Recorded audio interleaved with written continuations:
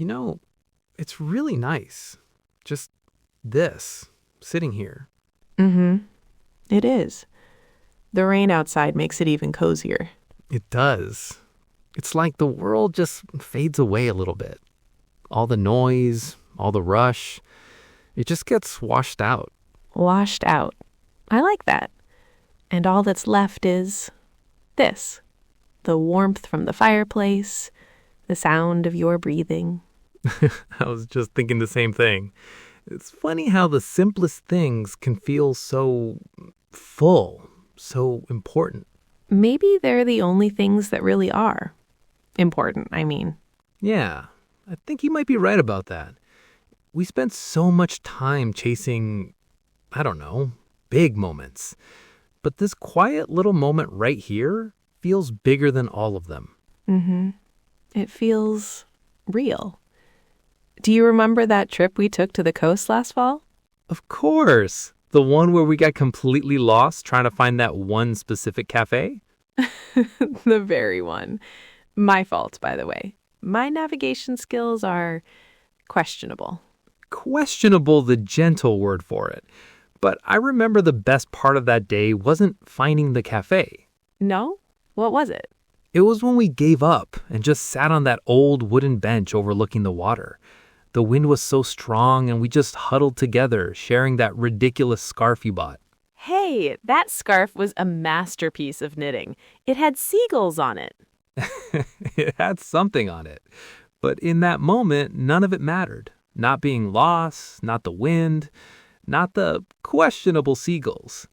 It was just us. And it felt like home. Yeah, it did. That's what this feels like, too.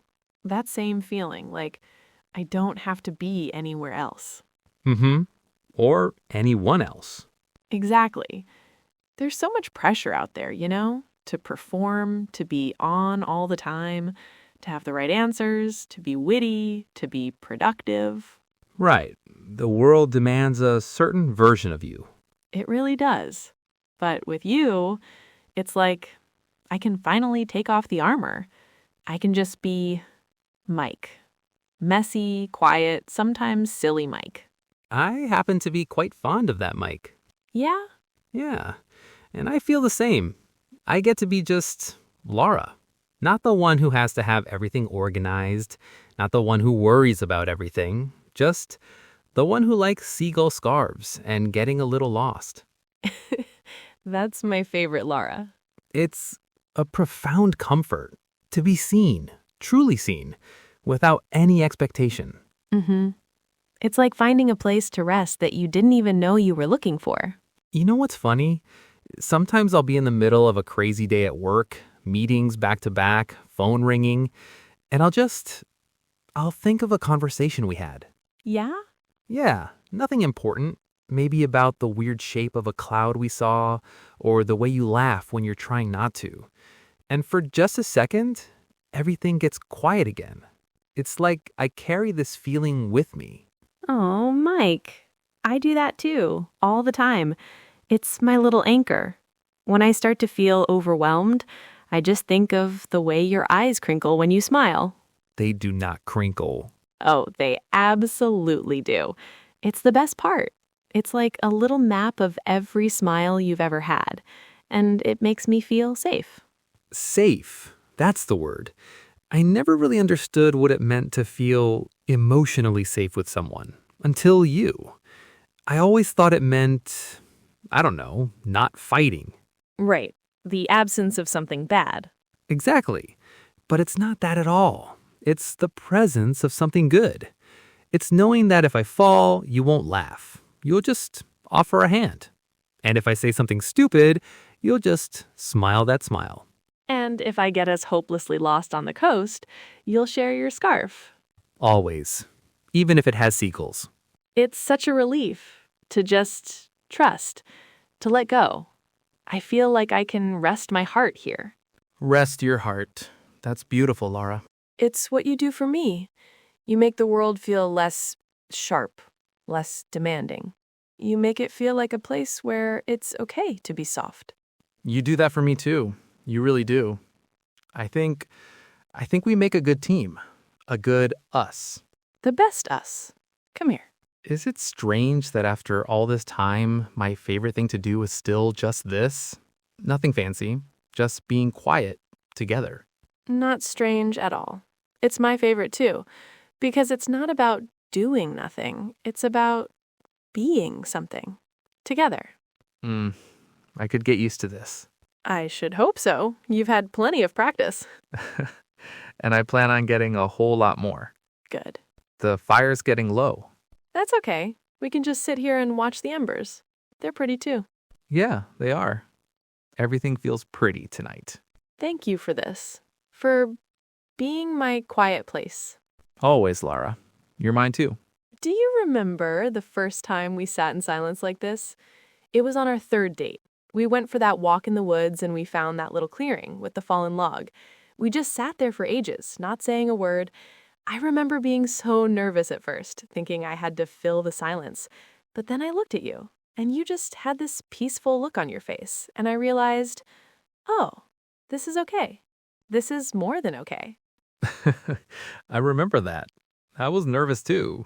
I was thinking, she's going to think I'm so boring. But the silence with you felt different. It wasn't empty. It was full. Like it was packed with all the things we didn't need to say. I remember the way the light was coming through the trees and the smell of the damp earth. It's funny, the things that stick with you. It really is the things that stick. It wasn't a grand gesture, not a fancy dinner. It was just sitting on a log. But it felt more significant than any of that. Presence. That's a perfect word for it.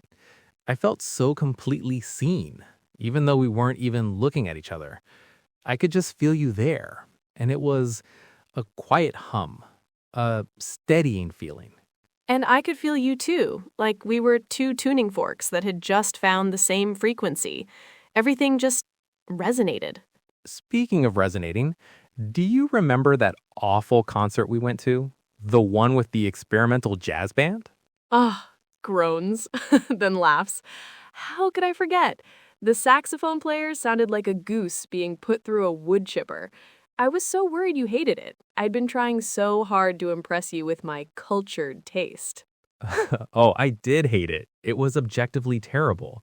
But what I remember most is catching your eye from across the table, and you had this look of sheer panic on your face. And you subtly shook your head, and I knew we were on the same page.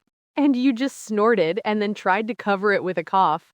I think that was the moment I fell in love with you a little bit. Right there, in the middle of the worst saxophone solo in history.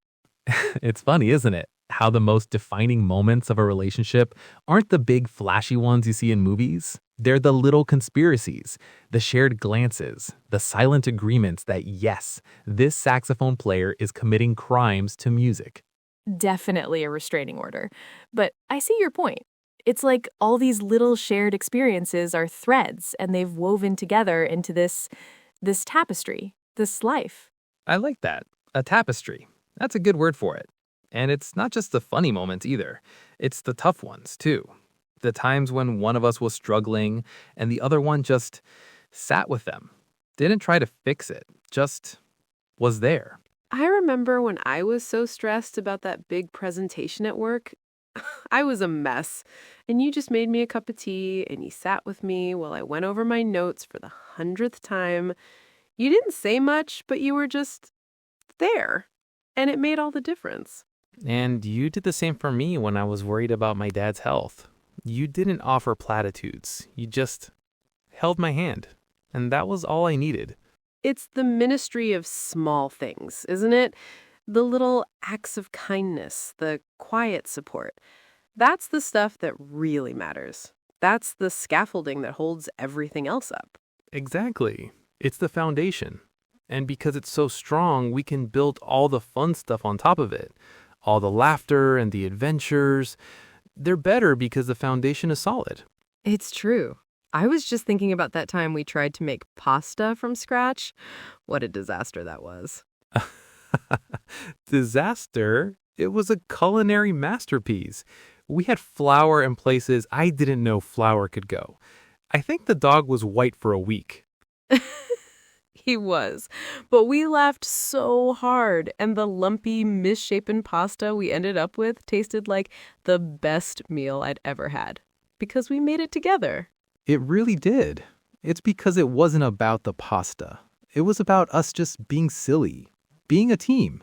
I never used to be like that, you know? I was always so serious. You were a little serious, but I liked that about you. And you've taught me to be a little less frantic, to not worry so much about the mess, to just enjoy the process. And you've taught me that it's okay to make a mess, that perfection is boring, that the best things are a little bit lumpy. I love our lumpy life. Me too. So much. Look at the fire. It's almost all embers now. Glowing. It's beautiful. It makes me feel sleepy. Me too. It's a good kind of sleepy, though. A peaceful kind. It is. The kind of sleepy you only get when you feel completely safe. And completely loved. And completely loved. We could probably sit here and talk all night, couldn't we?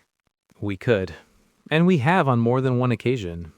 Remember that time we stayed up until sunrise on your balcony, just talking about everything and nothing? The night of the meteor shower. We were wrapped in that old quilt, and we only saw about 3 shooting stars. And you. It's strange. I never felt like I had to hold anything back with you. Even in the beginning. It was just easy. Easy is a good word.